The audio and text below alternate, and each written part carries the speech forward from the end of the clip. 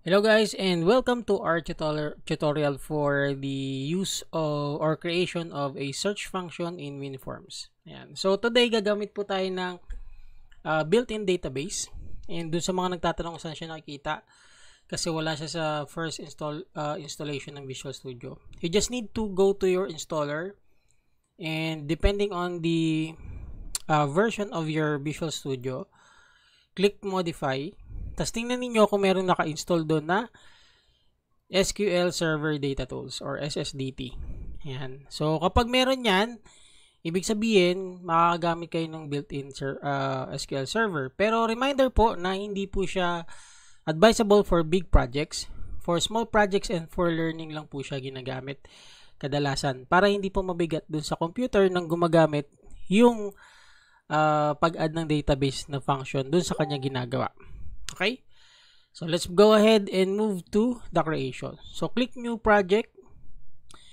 And dun tayo sa Windows Forms App.NET Framework. Click Next. And then, I will not name the project anymore specifically. Click Create. And then, let's go ahead and start programming. So, first step po is to create the database. So, simple lang. Right-click natin dito. Add New Item. And go to service-based database. The name will be randomly given. So, yung default lang po yung ginagamit natin. And then, on this one, we will do is we will be adding a table. So, on this side, nakikita nyo rito. Yan. Yan. So, mag-add po tayo. Right-click. Then, add new table. So, papangalanan lang natin to ng isang simpleng TBL customer, no? So, dito sa kanyang TSQL, type natin TBL customer. Yeah. And then, dito po sa may taas, mag-add lang tayo ng tatlong fields. So, kung kaya nyo mag-code manually dito, pwede rin naman. So, ako dito, lalagyan ko customer ID, varchar 50, then name, varchar 50, and then, kunyari, address. Yan. Varchar 50. Okay? So, example lang naman to. So, hindi naman tayo mag-a-add, hindi naman tayo mag-e-edit. Ang gagawin lang natin is ko-connect lang tayo, then mag-search sa kanya. So, close natin, or update pala, sorry. Click natin yung update dito sa may gilid. And then, update database to apply the changes. As soon as we have a check on the bottom side, yan, makikita ninyo. May nakalagay rito, update, may green check, okay na yon. So, close natin siya, and then mag-add muna tayo ng data dun sa table. So, click refresh, and then right-click, show table data. So, you could create a query for insertion. So, gagawin ko manual na lang. C-001, let's say Jerry, and then address is Manila. Okay, so C-002, let's say Sean, and then Caloocan. C-003, we have Mika, and she is from Laguna. C-004, we have John, and he is from Bataan. And then C-005, we have Arthur, which is going to be from Bulacan. Okay, so ito po, itong mga to, sample data lang to. Refresh natin. And then, isi-show lang natin siya sa grid view, tapos maglalagay tayo ng text box for searching. So, punta tayo sa toolbox. Hanapin muna natin si text box. Okay. Yan. And then, mag-add tayo ng data grid view. Ayan, data grid view. Okay. So, the first thing that we will do is, we will try to add the connection first. So, we will connect the database to our program. Database 1. Palitan ko lang to ng constring. Ayan. Next, and then, tables that will be showing is from TBL customer, finish. We have our connection, but we will set it back again to none. So, bakit? So, kinunik ko lang yung database para magka-dataset tayo. Pero at the same time, we have connected our database to our program. So, the next thing is, pwede na natin siyang i-connect. So, maglalagay tayo ng new item. Yan. Then, puntahan natin si class. So, papalitan ko to ng connection class. And then add. So, meron akong lalagay na variable dito na magki-carry out ng connection. So, using system.data.sql client. And then, semicolon. Sa loob, maglalagay tayo ng public static SQL connection. Ayan. Con is equals to new SQL connection. So, simple lang to guys. So, punta kayo dun sa database nyo. Double click nyo siya. Makikita nyo itong connection string sa may baba. Ayan. Connection string. No? Okay. So, copy nyo lang yan. Then, paste nyo rito sa gitna. Ayan. Then, may connection na kayo. So, mamaya, call out natin yan doon sa code natin para makakonect tayo at makakuha tayo ng data. Save. Okay. So, meron na tayong con class. Meron na tayong code. Let's go ahead and go here. So, una natin gagawin is lalagyan natin ng laman in database. So, ang gagawin ko, i-call out ko ang isang function. I-create ko muna pa yung function na yon. So, load data. Okay. So, si load data, kino-call out siya in the beginning of the program. So, dahil nakalagay sa program CS natin na unang magra-run ay yung form 1, which is this one. Then, isi-set natin sa kanyang load. So, ito kasi yung unang set ng mga codes na nira-run kapag nirun natin yung program dahil siya yung unang naka-set up. So, ang gagawin natin, dito natin i-call out si load data. The purpose of the load data is to actually add data into the data grid. So, ang gagawin natin, meron tayong isang text box. Pangalan niya ay si text box 1. Ayan. Okay? So, si text box 1, sa kanya tayo nakabase. Pag wala siyang laman, pinapakita niya lang lahat ng data. Pag meron tayong tinatype, sinesearch niya through the name. Okay? So, yun yung option natin for searching ngayon. Magse-search siya using the name field. So, how do we do that? So, we go back to our CS file and add some codes on the load data. So, una natin gagawin, magtatanong tayo sa kanya kung or if the text box 1 and that text is equal to double quote, then ito yung gagawin niya. So, kapag may laman, yan yung ginagawa. Tapos, pag merong naman, ito naman yung ginagawa. Okay? So, dito, load all data. Dito naman, load search data. So, dito naman yun. Okay? So, una natin gagawin is, bubuksan natin yung connection, kukunin yung data ang hinahanap, and then, ilalagay dito sa data grid. So, first thing that we will do, we will check if the connection is open. So, lalagay natin dito, if con class dot state daw, o yung estado ba ng ating connection ay connection state dot close, nakasarado siya. Ayan. So, tinatanong muna natin, nakasarado ba o nakabukas yung connection? So, kung nakasarado, okay, kung naka-close daw, then con class dot open.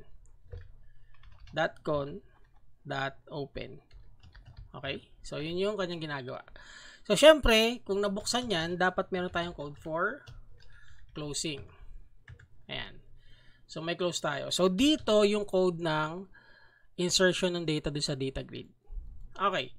So, how do we do that? So, first, we go in and add using system.data.sql client on our libraries na ginagamit para sa program na to. And then, sa baba, maglagay tayo ng SQL data adapter. So, ang goal ni data adapter is a adapter, no? May connection. Okay? So, ang ginawa natin, nag-declare tayo ng variable na DA na isang data adapter. At ang ginagawa ng adapter is, it identifies what are the data that will be pulled off from the database. So, dahil ito ay wala namang laman, ang if text box is equals to almost blank, no? Gagawin natin, ise-select all lang natin siya. So, yun yung query natin. Select asterisk from TBL customer. Yun lang. So, set lang natin kung ano yung active connection. Yun yung requirement niya. .con. We set the connection na active. Then, gagawa tayo ng isang data table na mag-carry out. Yan. Then, yung laman na nakuha ni DA, lalagay niya doon sa ating data table. So, DA.fillDT. So, nilamanan niya, no? Si DA, kumuha siya ng data from the TBL customer. Tapos, ginawa niya, nilagay niya kay data table. So, ang gagawin natin, si data grid view 1 data source ay manggagaling kay DT. Okay? So, yan yung gagawin niya pag nag-load data siya. Okay. So, yun lang. Just try to clean up our code. Stick them together para mas madali makita. Okay. So, kung ito yung load data, kaka-copy-paste lang natin yan. Lalagay natin siya rito sa search data. Iibahin lang natin yung kanyang tawag dito, select. So, lalagyan natin siya ng where. Okay? So, i-insert natin sa gitna. Concatenate natin yung ating pinaka tawag dito, pinaka text box. Okay? So, lalagyan natin dito si textbox1.text. So, lahat ng sinesearch natin, nakabase kay textbox1. Lalagyan ko siya ng %sign dito at %sign dito. Tapos, itong where ko, lalagyan ko dito ng name is like. Ayan. So, kung nag-aaral tayo ng database, alam natin yung like function is naghahanap siya ng pattern. So, every time tayo nagse-search sa text box, hinahanap niya yung pattern na tinatype natin. Kaya, siya yung nagra-run. Okay? So, nagra-run na to during the first time ng loading. Kasi dito natin siya nilagay, oh. Activate daw si load data. Which is i-activate yung code na to kapag form load. Pag umpisa ng form load, walang laman si data or si text box. So, ilo-load niya lang yung lahat ng data. Ito yung i-activate niya. So, run ko siya ngayon. No? So, kukunin niya lang lahat ng laman ng table. Ayan. So, next time is, paano naman kapag nag-type tayo? Okay? So, the best thing is that we have that loaded data function or load data function. Ilalagay lang natin siya dun sa isa sa mga events nung ating text box. So, double click lang natin to guys. And by default, ina-activate niya yung event na text change. Ibig sabihin, pag may nagbago dun sa text, inside the text box, this will be activated. So, lalagay ko si load data. So, anytime na nagtatype ako, nagbabago yung laman ng aking table. So, ibig sabihin, each time that I type something, it will search for the name from the text box, but it will be searching on the pattern on both sides. So, tandaan, pag isang parenthesis lang yung aking ginamit, isang side lang yung hinahanapan niya. So, both sides para makita lahat. Okay, kasi kapag dito lang, ibig sabihin lahat, something that starts with the letter that I'm typing. Pero kapag dito, it sees the letter on the whole text. Okay, so run natin yung program natin. So, inactivate na natin si load data dito sa text change. So, yun lang yung kailangan. So, this time, anytime na mag-type ako, tandaan, nagsasearch ko kay name, ha? So, let's say J, E, A, R, Y, okay, O. So, napapansin nyo, nag-change na yung laman.